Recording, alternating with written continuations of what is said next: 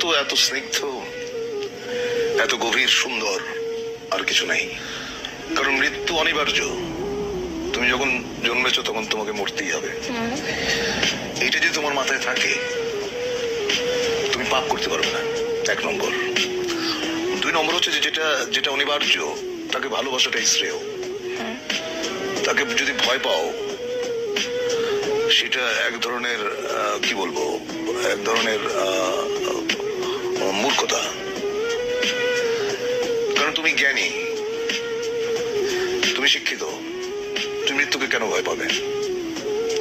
মৃত্যুকে আলিঙ্গন করো, গ্রহণ করো, বরণ করে নাও,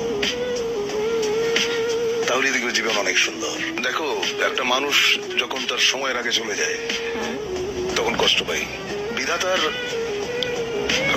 এইসব জিনিস আমার কাছে রহস্যময় মনে হয়।